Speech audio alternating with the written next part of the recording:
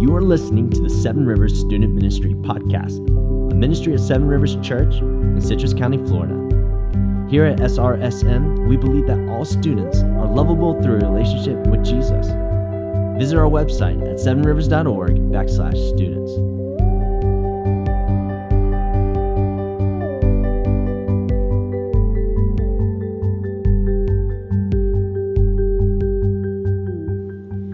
Hey guys, this is Mikey Puckett with Seven Rivers Student Ministry. You're listening to episode 13, Who Am I?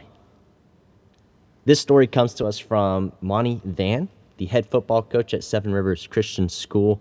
Monty has a beautiful story, a great story. I'm so excited that you guys are going to get the opportunity to hear the story. I get the opportunity to work with this guy a ton throughout the year. I get to, be part of his kids' lives, but also I get to be part of his family and by coaching with him. And to say that, Monty Van, is a great leader is an understatement. Monty is an incredible leader, someone who I would love to be like, and someone who I want to be, not only, like in football coaching, like I want to be like him in that ways, but I also want to be like him in the way that he leads his family as a husband and as a dad. I love the way that Monty leads and cares and protects and shepherds his family. So I'm so excited that you guys get to hear from Monty and get to hear his story.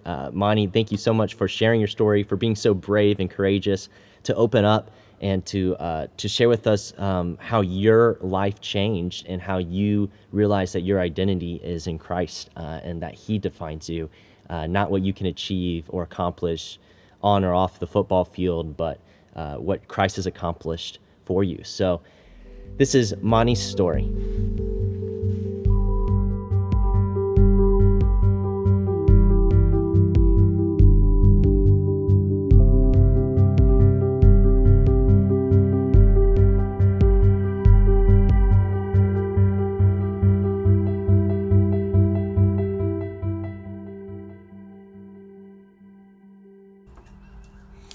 All right, guys. Hey, this is Coach Van, and Coach Puckett, or Mikey, asked me to speak about a dark time in my life and keep it about 10 minutes or so. So I'm going to try to keep this at about 10 minutes. You guys know I could get a little bit long-winded. Growing up, I was raised in a non-Christian environment, but at the same time, I had a good life. My parents worked a lot. I wasn't. They weren't around a whole bunch. They weren't like the super supportive parents. They're kind of the typical Asian parents where they want me to make straight A's, but I need to be seen at times, but not heard. So it's just kind of. That was my household. My mom was Buddhist. My dad didn't really. He was agnostic, meaning he knew there was something, but he really didn't believe. But through a set of circumstances, I was sent to a school called Christian Heritage Academy, and it was a school a lot like Seven Rivers. It was smaller. High on education. It was a status thing for my parents, and plus I was sent there for other reasons because I was getting in trouble with my cousins that I was growing up with, but still had a pretty typical childhood in the fact that there were people, didn't go through a lot of dramatic things there. My dad did leave a little bit and then came back, but he was leaving for money reasons, and that's something you'll see just kind of consistently with my life. Was it? I was kind of independent. I was on my own, and I was kind of taking care of the house and watching my sister and stuff. So that was my childhood. So didn't have anything major there, but the thing that I had an outlet was football, was sports. but football in particular.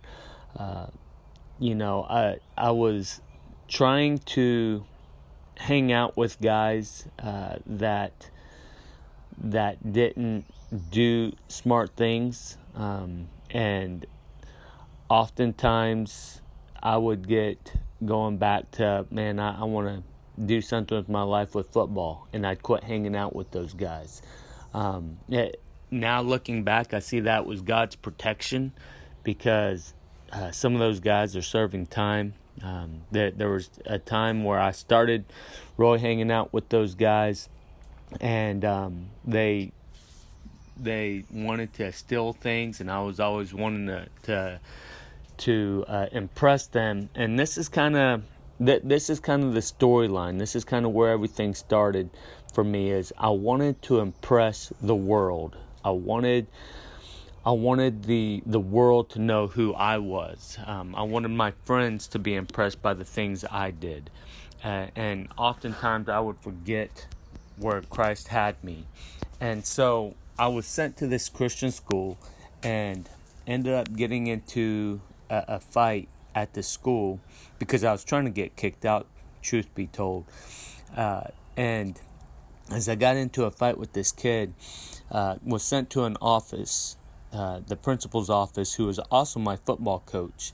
And he asked me, and he always asked me, I was sent to the office quite a bit. He always asked me, "Are you a Christian?"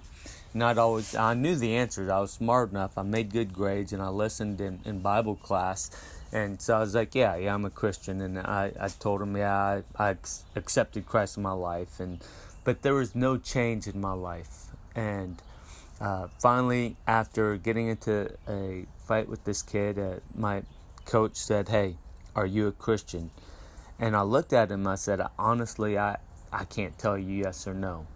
And he said, well, he put the paddle up, because our school believed in paddling.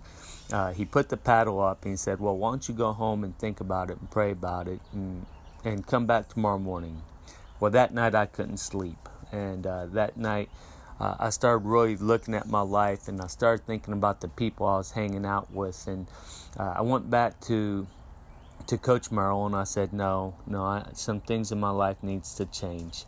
And so me and him, we talked about it, and I prayed, and started changing my life over. I did get the SWATs afterwards, but started changing my life over and giving my life to Christ. But there was still this thing that I still wanted to impress the world. And sorry, I'm trying to do something. I'm trying to pull up my Bible here. But I still wanted to impress the world with things, and it was done through football. I had some success there, and it's funny, we take our success and we make it who we are, when it's God who is trying to bless us. And so I want to share this Bible verse with you. See what kind of love the Father has given to us. This is from 1 John 3, verse 1, and it's just one verse I'm reading to you. See what kind of love the Father has given to us. See, God's gave me so much love. And the next sentence, that we should be called the children of God. I was accepting Christ. I've accepted Christ into my life. Was going to a Christian school. Was making great grades, having success at football, and God has blessed me with a lot of things. I didn't go through a lot of dramatic stuff. He kept me through so much. And then the next thing, and so we are the children of God. And then the next sentence is, the reason why the world does not know us is that it did not know Him. And that's where I struggled with as a young man. I wanted the world to know me. So ended up going to a Division II school and up in Missouri called Southwest Baptist, and continued playing football. And my thing was, my identity became football. I was a Christian, but I wanted to be accepted by football players. I wanted to be accepted by the university. I wanted to be accepted by the people at home, saying, "Oh, he made it as a football player, being a smaller guy." And so I started doing things that football players do, which is, the typical thing that you see on TV with college football players. And it was from partying to just how I was treating young women, to class. I was entitled. Felt like, oh, I don't need to go to class. That they're expecting me to be a football player, and I was kind of a brat when I look back on it. I had a buddy of mine who reminded me of who I was because he saw me get saved in high school, and he saw changes in my life. And then I remember him saying, "Hey man, quit hanging out with this bad company that's taking you to these parties." And so I started getting my life right and saying, I was like, "Yeah, you're right." His name was Brent, guys. I go, "Brent, you're right." We started going to FCA and getting involved there. But here's the thing. I got away from the bad stuff, but my identity still lied in football. I still wanted to impress everybody by saying I'm a football player. I play ball at a school a D2 school up in Missouri, and that became kind of who I was. And when you look at it, it's really not that big of a deal. But pride is a funny thing that will just get you going down a rabbit hole and getting you farther away from God. And so as I continued chasing this scene, I quit hanging out with those guys, and God protected me so much through that time as well. I was just steeped so much into training for starting and trying to get a starting position. Finally, God just got sick of it and saying, "Man, your identity isn't football." He stripped football away from me. I had an injury that doctor said, "Hey, this is going to end your career. You're done playing football." And that's a whole nother story in itself. And but I remember saying, "Man, I knew that was God calling me back to who I need to be as a Christian young man and not as a football player." And so I remember that year I was out of football, and at first I was depressed, but then I quickly realized, okay, I've made football my identity. I need to not do that. And I started focusing in on my relationship with God. I cut out different relationships that was holding me back, and really focused in on my walk. And what's crazy is that verse, "See what kind of love the Father has given to us, that we should be called children of God." God's going to provide what his children want at times. Not want, but need. I didn't need football. There's times fathers will give children what they want out of just pure love. And God gave me the opportunity to go back and play football. And end up going back. And what happened was I came back through pretty awesome circumstances. But when I came back, things didn't work the same for me physically. I was about 3 steps slower, which I wasn't very fast to start off with anyways, but I was a couple steps slower. But I was putting God first in my life, and this allowed me to become president of our FCA and kind of doing some things on that end and making a difference in the lives on our football team. And so was really focused in on that. And that became, I started realizing I can use football to be a Christian football player and not be a football player who is a Christian. When I graduated, I didn't want to coach because there was no money in it, and I wanted to get back in training football athletes, getting them ready for the combine. But it's funny how God just continues to work, and he would close doors and open up doors and put me back into coaching. And guys, I'm going to tell you, to this day, I still struggle with football being my identity. Going to clinics, getting around my coaching buddies, that thing still rises up in me and says, "Oh, I'm a football coach," and that's not what God wants. So, Mikey asked me to share something that was dark for me, and that I came out at the end. Guys, it still gets dark for me at times, because I still struggle with that identity, and I still start thinking, "Oh, I'm a football coach," and I forget at times that I'm a Christian who coaches, and that seems like such a little struggle at times. And I think us as Christians, I think we start at times looking at our lives and we go, "Man, I didn't have a big time struggle with things." See, you don't need a big time struggle. Your story is your story, and God's going to use that and work through that, as long as you remember that you are a Christian first. Don't put your identity in popularity. Don't put your identity in the things that are so temporary, but put your identity in your relationship with God and who God created you to be. God's given all of you guys so many talents.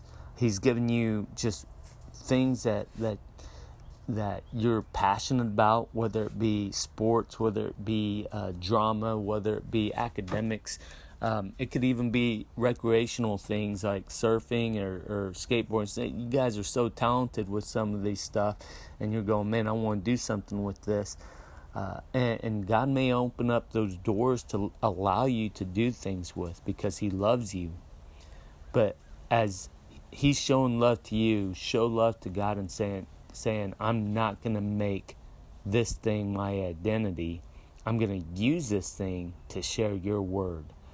And it was a very dark time for me throughout high school and college, when I made that my main identity. But when I said, "You know what, I'm going to be a Christian who plays football," it took a lot of pressure off of me as far as performing for others and trying to impress others. It didn't need to be about impressing others. I wanted to now impress God, and I found my identity in who I am. Is I'm a Christian who coaches, or I'm a Christian who got to play football, and that became my identity. So that's one of my stories, guys. I hope you got something out of it. I miss seeing everybody around, praying for everybody, and guys, I guess we'll see you guys around when we get out of this crazy time. All right, love you guys. Thank you for listening. If you would like to hear more stories and follow our devotions, you can go to www.sevenrivers.org/by life or by death.